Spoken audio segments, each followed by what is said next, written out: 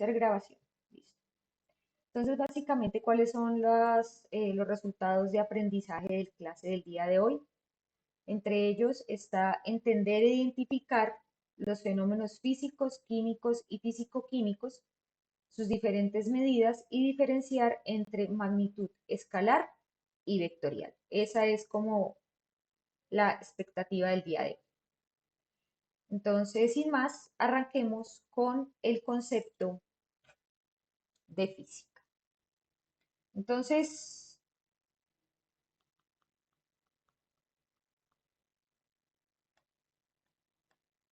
mm,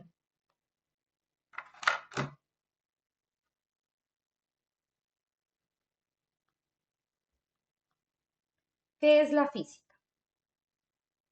La física como tal es una ciencia que se ocupa de los principios esenciales del universo. Entonces, estudia básicamente el universo. Los principios que me llevan a entender el universo. Es fundamentalmente la base de otras ciencias, ¿cierto? Como son la astronomía. Entonces, a partir de la física se desprenden o se basan la astronomía, la biología, la química, la geología, sin lugar a dudas toda la que tiene que ver con ingenierías y demás. ¿Cuál es el objetivo principal de la física? ¿O qué es lo que busca la física además de comprender el universo? Y es identificar teorías experimentales, plantear teorías experimentales, teorías experimentales,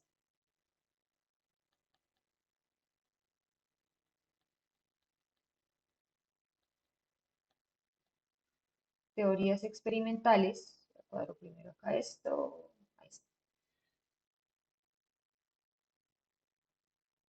que se puedan expresar en un lenguaje matemático. Es decir, que la física pretende comprender todos los fenómenos o los principios del universo a través de teorías experimentales que se reflejan en un lenguaje numérico. Es decir, que toda la física o todo lo que tiene que ver con física siempre se va a explicar en un lenguaje matemático. Entonces, así sin más, es tan simple como esto. Nosotros vamos a tener que ver mucho con la parte matemática. Siempre vamos a combinar las dos cosas. Sin embargo, habrá muchas cosas en la física que no es que únicamente se expresen a través de lenguajes matemáticos, sino que también tienen mucho que ver con una parte de análisis. Entonces nosotros vamos también a estudiar estos fenómenos en función de los cambios o las modificaciones que van a sufrir los objetos o los cuerpos en la naturaleza bajo la influencia de diferentes fuerzas, ya sean fuerzas energéticas, o fuerzas mecánicas o fuerzas ondulares en general. Entonces, el universo de la física es bastante complejo. Así, entonces, dentro de estos fenómenos de los que yo les estaba hablando por el que un cuerpo va a ser modificado, existen, a saber, tres tipos de fenómenos.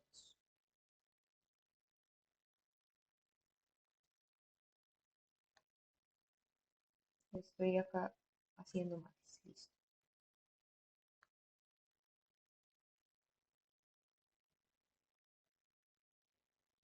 Ahora sí. Entonces, vamos a encontrar diferentes fenómenos. El primero de ellos, de estos fenómenos que va a ser explicado a través de la física, es el fenómeno físico. Fenómeno, fenómeno.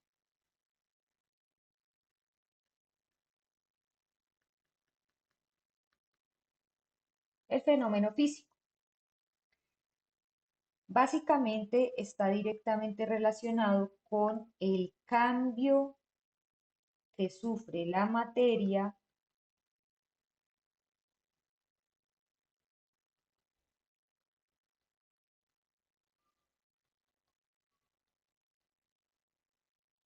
sin alterar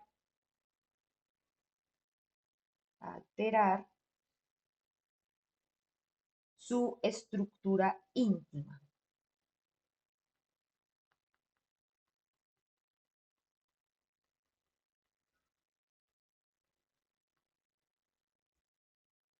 Generalmente los fenómenos físicos son reversibles.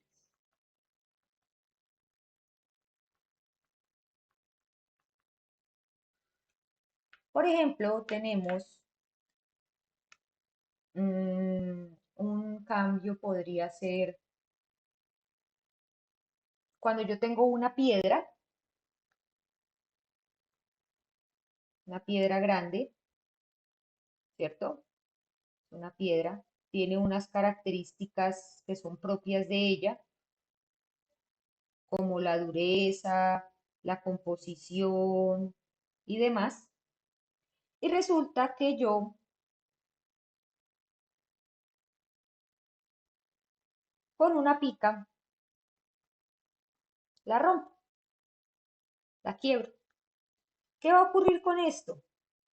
Voy a obtener piedritas, ¿cierto?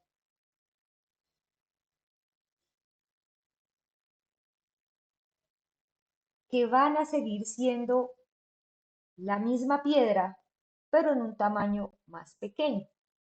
Por eso mencionaba que usualmente son reversibles, aunque algunos de estos pues ya no lo van a hacer, porque aunque yo trate de unir todas estas piedritas, pues no se van a convertir en una piedra más grande, nunca. Pero sí van a conservar la estructura íntima de la piedra grande, la composición, la dureza, su estructura, ¿sí? Esas estructuras íntimas de las que se hablan allí son básicamente estas características que tienen de carácter químico los objetos o los elementos. Y entonces en ese orden de ideas, cuando yo rompo esta piedra, voy a obtener piedritas, pero que son químicamente iguales a la piedra más grande, ¿cierto? Listo. Otro ejemplo de esto es el proceso de la evaporación o la transformación, los cambios físicos que se tiene del agua, ¿cierto? Como esa transformación, tengo el agua y si se congela se convierte en hielo, pero si el agua se evapora se convierte en vapor y yo puedo pasar de aquí a aquí, de aquí a aquí, de aquí a aquí y viceversa, ¿cierto? Que son los cambios del agua, son los cambios de la materia en función del agua. Y resulta que en este caso el agua, ¿cierto? Tiene unas características químicas que ya en su momento las verán. La composición química del agua es H2O, tiene una estructura organizacional a nivel molecular dada como tal. Y cuando el agua se convierte en hielo, lo único que ocurre con esta estructura o con este elemento es que se compacta.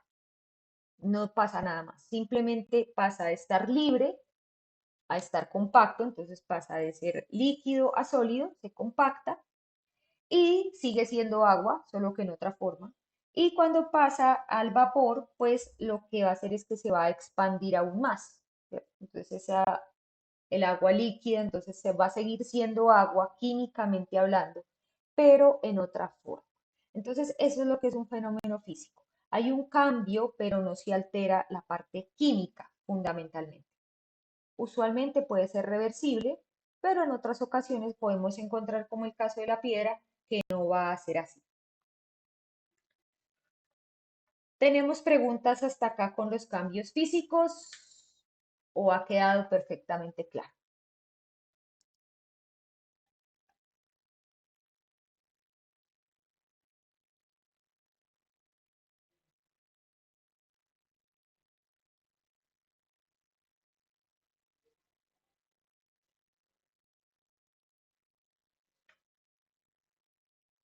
El día que yo les haga el examen de esto, ahí sí les van a surgir las dudas.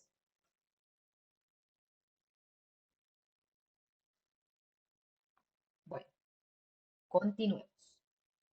Por otro lado, entonces tenemos los fenómenos químicos.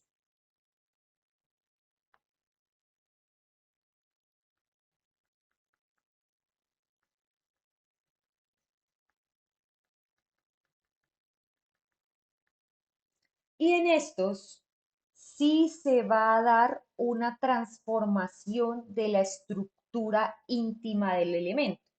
Entonces, ahí el elemento nunca volverá a ser lo que solía ser. El ejemplo más simple de estos fenómenos químicos es, por ejemplo, cuando yo tengo un fósforo, ¿cierto? Esto es un fósforo. Cuando yo lo acciono sobre una superficie rugosa, el fósforo que se encuentra en la cabeza del fósforo, básicamente lo que va a hacer el fósforo es que se va a incendiar, ¿cierto? El fósforo que estaba aquí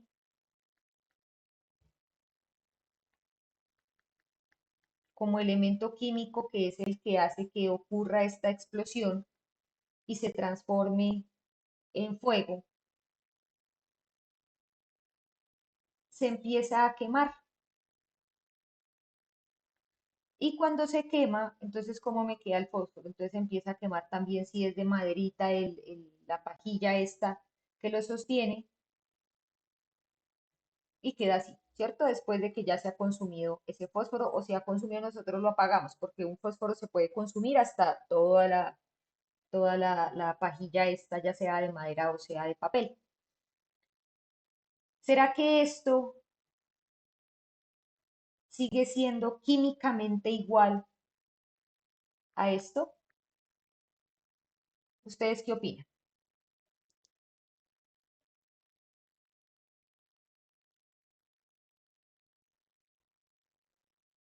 Por ahí Mariluz Carvajal dice que no, Jessica dice que no. Bueno, no, no lo es efectivamente no lo es.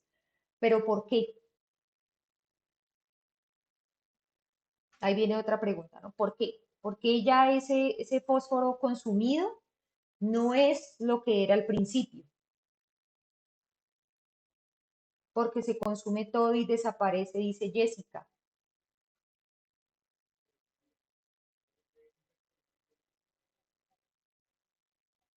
porque la fórmula química ya no va a ser la misma y está directamente relacionado con eso. Tal como también lo dice Jessica, entonces, bueno, uno se vuelve como negro, se vuelve todo negro, y entonces si yo mezclo lo que dice Mariluz y lo que dice Jessica, aquí ocurre una reacción química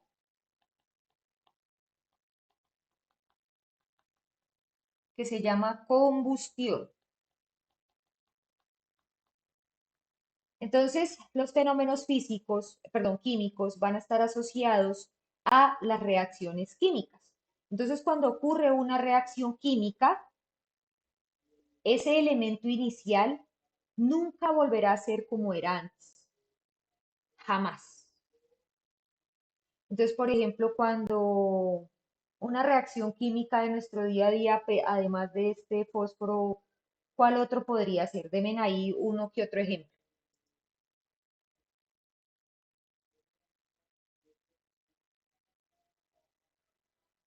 Un ejemplo de su día a día que ustedes digan, lo ven en la cocina, lo ven cuando se hace, cuando salen a la calle, cuando Por ejemplo, no sé, cualquier cosa.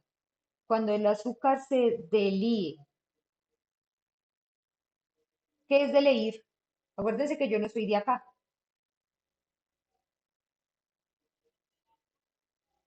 Disolverlo.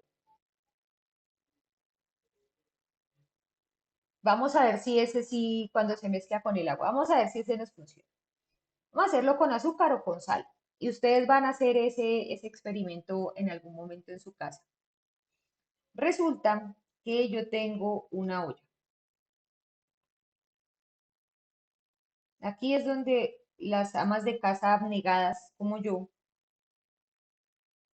entonces acá tengo una olla con agua, le echo sal o azúcar, no importa, funciona igual. Y pongo esto, entonces se diluye completamente, la sal queda completamente diluida en el agua o el azúcar. Y si yo evaporo el agua que está acá, pues esto es fuego. Si yo pongo a evaporar el agua que está acá y cada vez hay menos agua y menos agua y menos agua, ¿qué me queda en el fondo? ¿A quién no le ha pasado eso? Que pone a hervir agua con sal para hacer la pasta y se le olvidó. Digamos que no llega al punto de que se le queme, pero no se han dado cuenta que queda como si fuera como una capa blanca.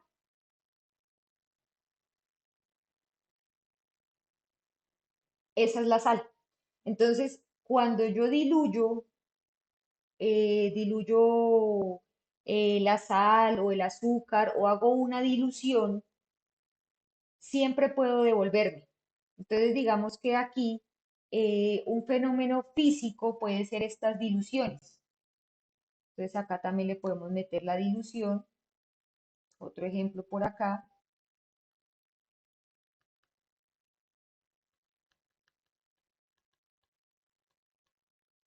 Las diluciones de sal o azúcar en el agua, ¿cierto? Más agua. Entonces, básicamente, eh, estas diluciones de las que estábamos hablando son más un fenómeno físico que un fenómeno químico. ¿Cuándo se transforman estas diluciones en un fenómeno químico? Cuando, por ejemplo, estaban mencionando que se quema completamente, que usted lo dejó ahí hasta que se le fue completamente y se le quemó, se fue bien, bien, bien, bien. Se quedó dormido horas y horas y se le quemó completamente la olla. Ahí sí es un fenómeno químico. Cuando quemo carbón es un fenómeno químico. Cuando quemo, enciendo una vela, el pabilo va a dejar de ser pabilo, ¿cierto? Mientras que la cera sí se puede devolver. Entonces, digamos que en una vela ocurren los dos fenómenos, fenómenos físicos y fenómenos químicos. El pabilo, que es ese, como ese cordón de las velas, se quema, hay un proceso de combustión, todo lo que tenga que ver con fuego siempre va a haber combustión. Y la vela, que está hecha de parafina, esa parafina se derrite y con eso yo puedo volver a hacer otra vela, ¿cierto? Quemar papel, o sea, todo lo que tenga que ver con el fuego siempre va a ser un fenómeno químico. Otro fenómeno químico puede ser cuando yo hago jabón, las reacciones químicas de hacer productos químicos, productos de aseo, eh, también son reacciones químicas. Entonces, por ejemplo, cuando yo tengo la glicerina y o por ejemplo, cuando me lavo las manos, ese es un ejemplo bien chévere. Cuando yo me lavo las manos, esa espuma que se forma del jabón ya no es jabón y yo una espuma nunca la puedo volver a hacer jabón. O sea, yo puedo tener toda la espuma del mundo que sea funcional, pero jamás se va a convertir de nuevo en jabón. ¿Sí ven? Esos son los ejemplos de los fenómenos químicos. Entonces, piensen, ahí va como la primera parte de la actividad de hoy. Entonces,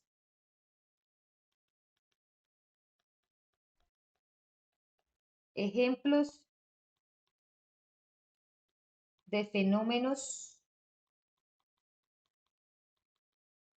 químicos. Por ahí le van echando la revisada. Listo. Y por último, tenemos los fenómenos físico-químicos. Ah, pues que acá los tenemos, miren. ¿Se acuerda que yo les estaba diciendo lo de la vela? La vela es un fenómeno físico-químico.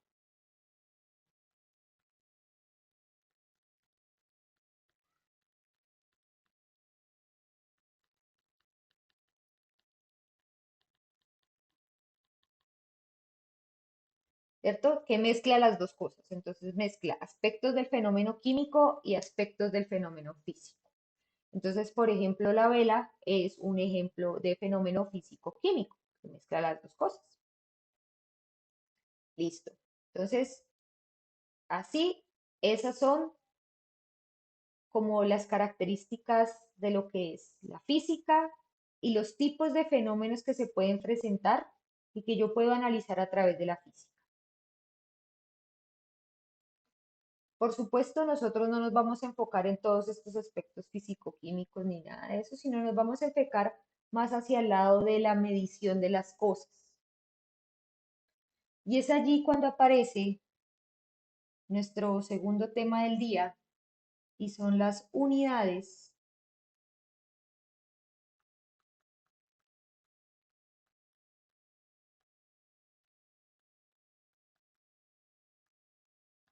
y medidas.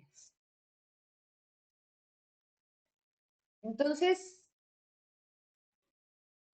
el mundo, el universo en general, se puede describir, ¿cierto? Entonces yo tengo cualquier elemento. Voy a poner una silla. Esta es una silla moderna ella.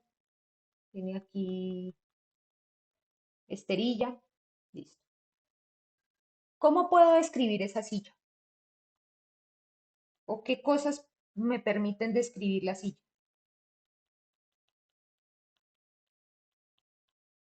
¿Cómo la puedo describir? Si es alta,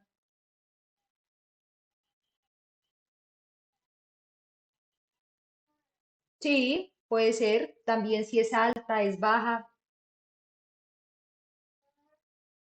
Entonces tenemos aquí la descripción, está asociada con el diseño, el color, lo alto, qué tan alta es, si es alta, si es baja. También estaba mencionando Mariluz el cuento de la madera, que la madera tiene un componente significativo. Ahorita vamos a ver de qué trata. Entre otras características, no nos vamos a poner a meterle más quizá a este cuento de la silla. Entonces, fundamentalmente el diseño tiene que ver mucho con algo que es netamente conceptual, algo como muy subjetivo. Vamos a hablar la diferencia entre subjetividad y objetividad.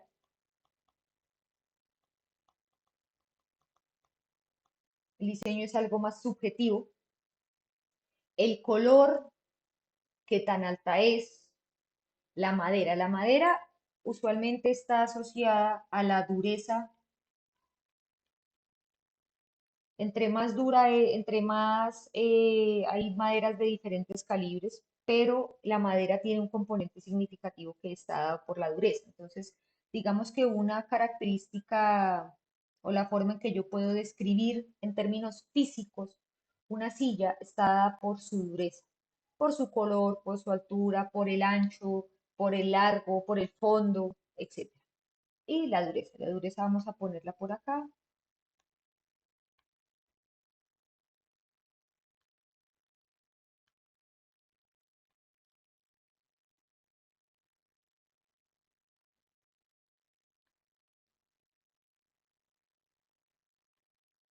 Vamos a ponerlo por aquí. Entonces, ahí está. Ah, qué belleza. Lo borró.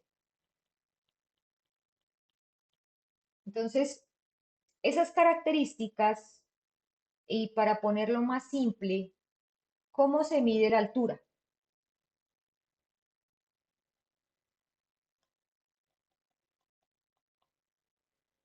¿Cómo se mide la altura de algo? O el ancho, con un metro, ¿cierto? Básicamente.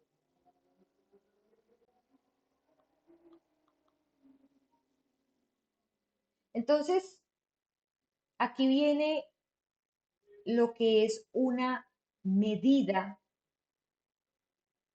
que es una magnitud, y de ahí se deriva lo que es una unidad. Entonces, las descripciones, por ejemplo, en el caso de la altura, solamente nos vamos a enfocar con la altura, que es como lo más fácil, el ejemplo más simple. Y es que la descripción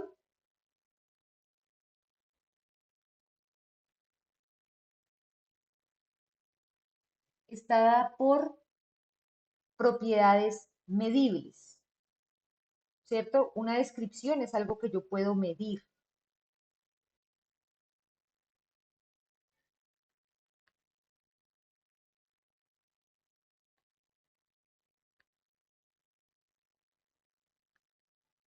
Entonces viene lo que es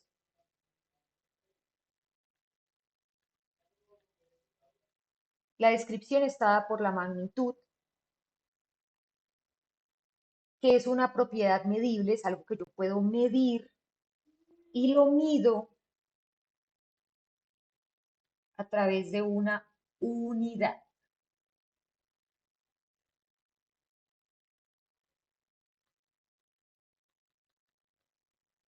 Entonces lo vuelvo a decir. Una descripción física corresponde a una magnitud o una propiedad medible, eso es lo que es una magnitud. Magnitud es una propiedad medible a través de una unidad de medida, ¿cierto? Entonces, ¿qué es una unidad de medida? Una unidad de medida es esa cantidad de referencia. Entonces está relacionada con una referencia. Y aquí viene lo que decía Jessica, el metro. Entonces el metro, si esto es un metro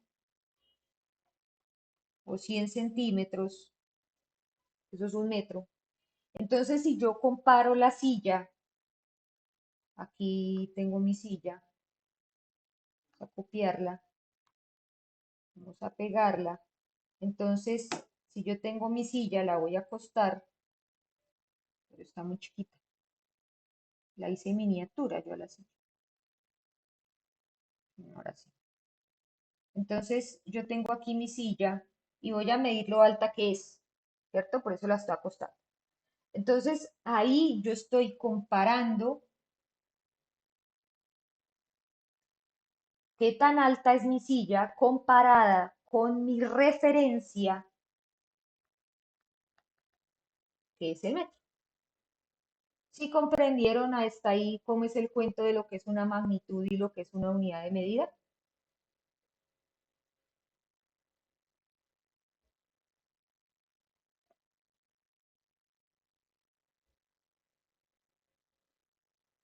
Listo. Entonces, en ese orden de ideas, aquí viene lo que es una magnitud, que tiene que ser una propiedad medible, y yo lo mido utilizando una referencia o una unidad de medida. El metro, más adelante veremos también la temperatura, veremos como magnitudes, la temperatura, la altura, eh, ¿qué otra puede ser? La presión, la velocidad, etcétera, porque siempre se pueden comparar con algo. Entonces aquí es cuando viene una pregunta muy grande y es, ¿qué serían magnitudes? Si siempre son propiedades medibles, pero son propiedades objetivas. objetivas. Entonces acá, por ejemplo, yo hablaba de algo, es un concepto objetivo. Entonces yo les decía por acá que el diseño es algo subjetivo. ¿Por qué es subjetivo? ¿Cómo se mide un diseño? ¿Será que los diseños, ese corazón, ese sentimiento que le pone el diseñador o el artista a esta silla para que sea así súper espectacular, es algo medible?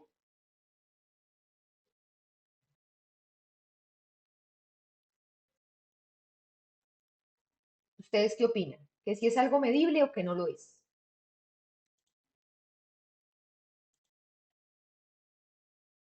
El diseño algo es medible. ¿Cómo miden el diseño? ¿Cómo miden el sentimiento que yo le puse? ¿Contra qué lo comparan? ¿Cuál sería la unidad de medida o la referencia con la que se mide el grado de amor que yo le puse al diseño?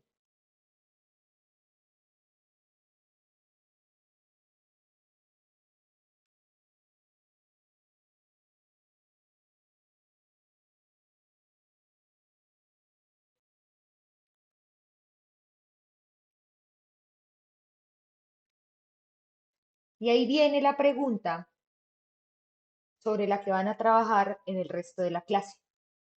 Entonces ya saben qué tienen que hacer. Bueno, uno es poner lo de los ejemplos de los fenómenos químicos, ¿cierto? Como de la vida cotidiana, ahí en sus apuntes, por un lado. Y por otro, quiero que me contesten esto. Esa va a ser la pregunta que va a estar ahí inmersa dentro de la actividad de hoy. Hoy les voy a empezar a entregar sus notas. Entonces, para que tengan ahí como que vayan teniendo todo eso ahí bien clarito, todo va a estar en Classroom.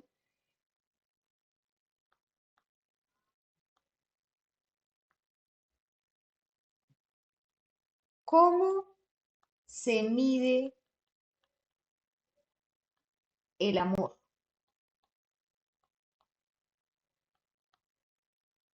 ¿Cómo se mide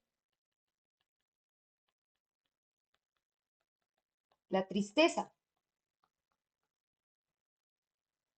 Entonces aquí pregunto, los sentimientos, perdón, ¿cuál es la diferencia